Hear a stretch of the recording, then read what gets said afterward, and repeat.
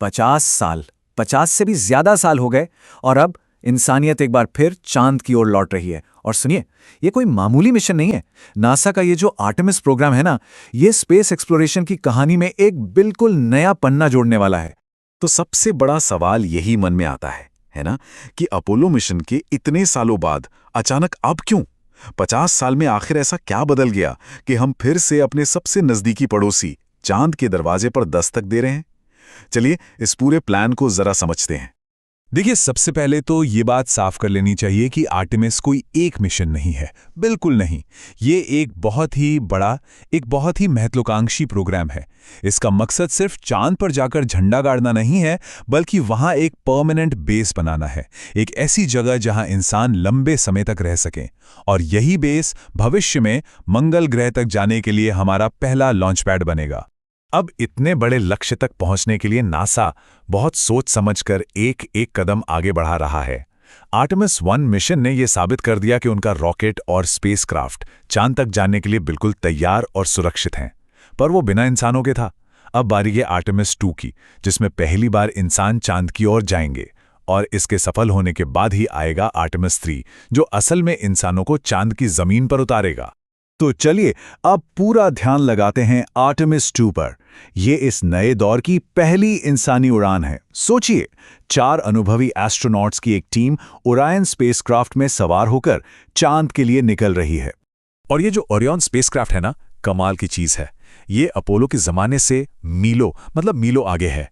इसमें 260 Mbps की speed वाला ऑप्टिकल कम्युनिकेशन है। इसका मतलब चांद से धरती पर लाइव 4K वीडियो।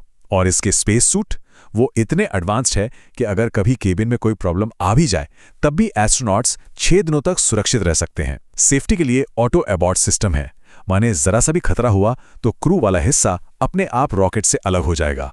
लेकिन यहीं पर एक बड़ा सवाल खड़ा होता है।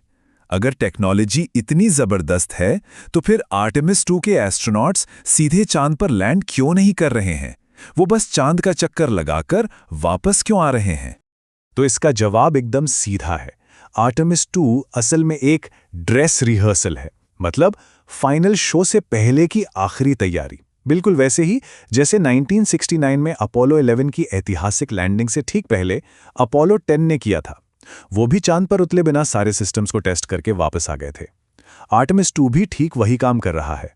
ये पक्का कर रहा है कि जब इंसान उस स्पेसक्राफ्ट के अंदर हों, तब भी सब कुछ वैसे ही काम करे जैसे बिना इंसानों वाले टेस्ट में किया था, ताकि जब आर्टेमिस 3 की लैंडिंग हो तो वो 100% सुरक्षित हो।